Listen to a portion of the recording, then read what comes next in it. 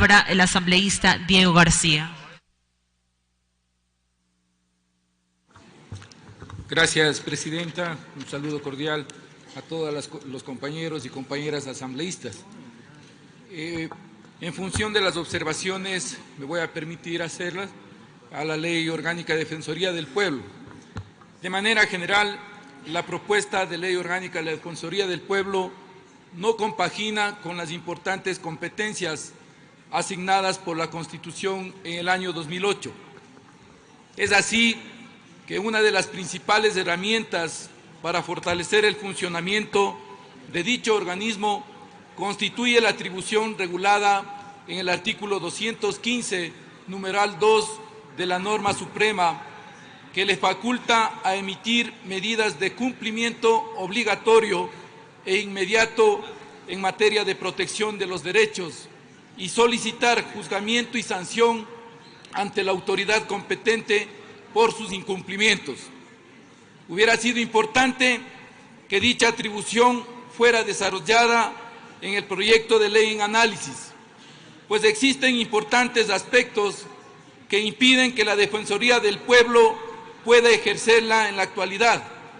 Por ejemplo, el procedimiento para su aplicación, la apelación de dicha medida, las medidas que puede emitir, el tiempo de duración, la posibilidad de sustituir esas medidas, el uso de la fuerza pública para su aplicación o las sanciones en caso de incumplimiento.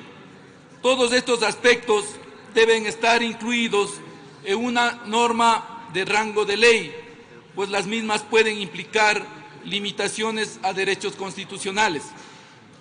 El artículo 3, literal A, establece que la Defensoría del Pueblo es una magistratura ética, concepto que debería ser reemplazado por el término en derecho adecuado.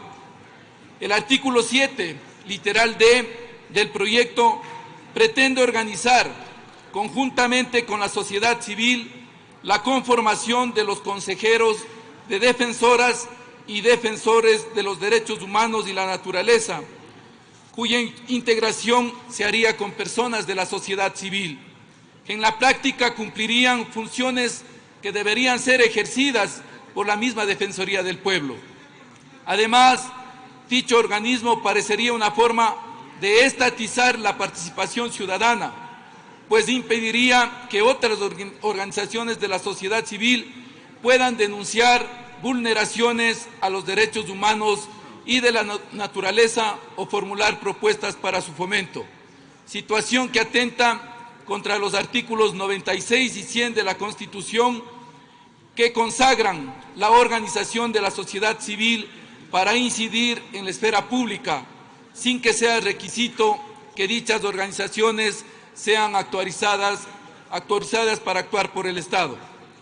El artículo 11 establece criterios para la designación de la defensora o defensor del pueblo, como literal B, contar con el respaldo de organizaciones sociales.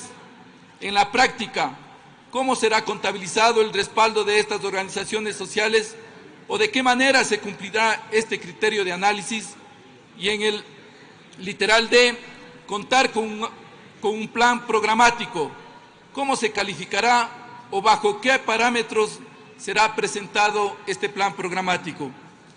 El artículo 15 determina que la ausencia definitiva de la defensora o defensor público, el Consejo de Participación Ciudadana y Control Social procederá a encargar a la persona que lo reemplazará.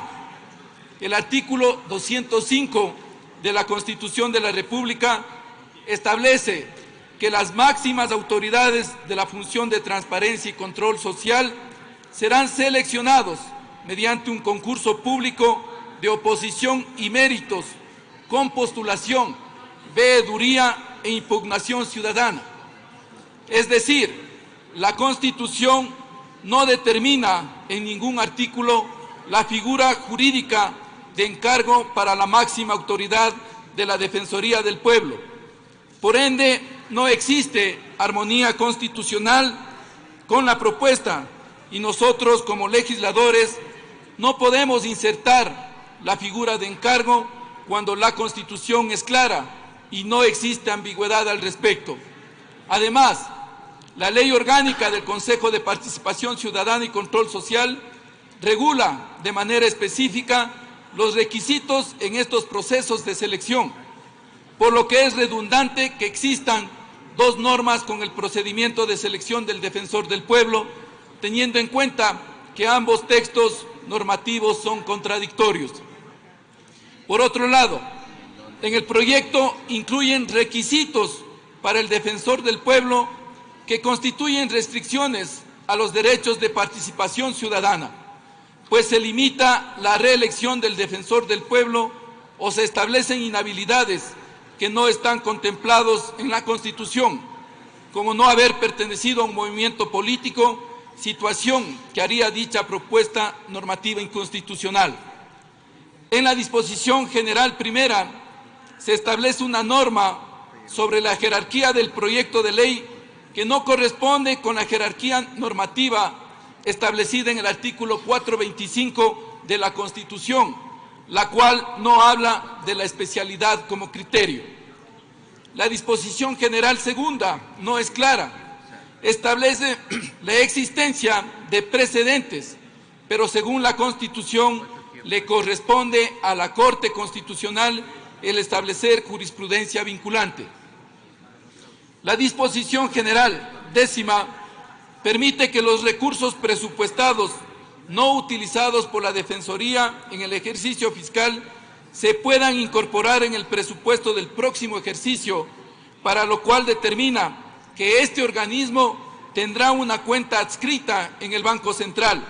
Se debe aclarar que el Estado garantizará la distribución equitativa y solidaria del presupuesto para la ejecución de las políticas públicas y la prestación de bienes y servicios públicos. Constitucionalmente y legalmente es imposible realizar esta incorporación. Además, esta norma fomenta una deficiente planificación del ejercicio fiscal.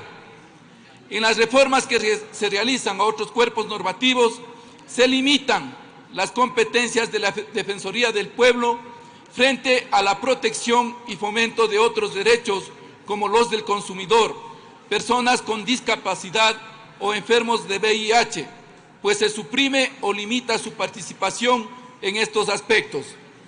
En conclusión, el proyecto de reforma constituye un retroceso a la protección de los derechos humanos y de la naturaleza, por lo que se hace necesario que la Comisión reevalúe el informe para primer debate e incorpore varios aspectos que fueron eliminados en este informe para segundo debate.